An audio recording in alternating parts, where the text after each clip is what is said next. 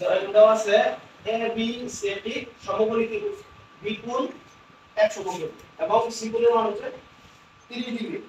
আমাদের দেওয়া আছে বিসি এর মান কত 10 এবং এবি এর মান 8। আমাদের এটা থেকে বের করতে হবে এইচ এর মান। তাহলে আমরা লিখতে পারি মনে করি উচ্চতা এবি সমান এইচ এবং বিসি দেওয়া আছে কত বিসি সমান 10 এবং কোণের মান দেওয়া আছে এসি বি কোণ সমান কত এসি বি কোণ সমান 30 ডিগ্রি দেওয়া আছে। এখন আমরা লিখতে পারি এবিসি সমকোণী ত্রিভুজ এবিসি সমকোণী ত্রিভুজ। আচ্ছা আমরা দেখতে পাচ্ছি এখানে দেওয়া 30 ডিগ্রি কোণের সাথে যে বাহু সেটা হচ্ছে সন্নিহিত এবং কোণের সামনে যেটা সেটা হচ্ছে বিপরীত। কোণের সাথে যেটা থাকে সেটা সন্নিহিত এবং সামনে যেটা সেটা হচ্ছে বিপরীত আর এটা হচ্ছে অতিভুজ এসি হচ্ছে অতিভুজ। তাহলে আমরা বলতে পারি বিসি হচ্ছে সন্নিহিত এবি হচ্ছে বিপরীত।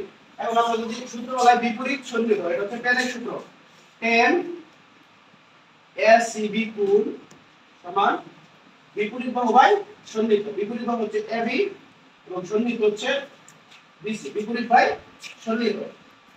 tan এসিবি কোণের মান হচ্ছে 30 ডিগ্রি। এখানে এসিবি কোণের মান 30 ডিগ্রি এবং এবি এর মান হচ্ছে 8 বিসি মান 10 বিসি মান হচ্ছে 10।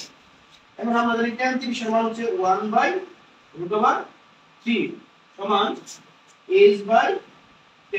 এটাকে যদি আগুণ করি উপরেরটার সাথে নিচেরটা এবং নিচেরটার সাথে উপরেরটা অর্থাৎ h আর √3 গুণ করলে হয় √3h সমান 10 আর গুণ করলে হয় 10। এখন আমরা লিখব এখানে h সমান বলতে পারি h সমান √3 আছে গুণ করে কাছে গেলে বা 10 বা √3 h সমান 10 দ্বারা √3 যদি ভাগ করি তাহলে হয় এটাকে ভাগ করলে হয় 5.77। এটা হচ্ছে আমাদের आंसर। অর্থাৎ আমরা বলতে পারি যদি একটি সমকোণী ত্রিভুজের একটি কোণ এবং অপর একটা বাহু দেওয়া থাকে তাহলে অপরটা বার করার সূত্র হচ্ছে tan।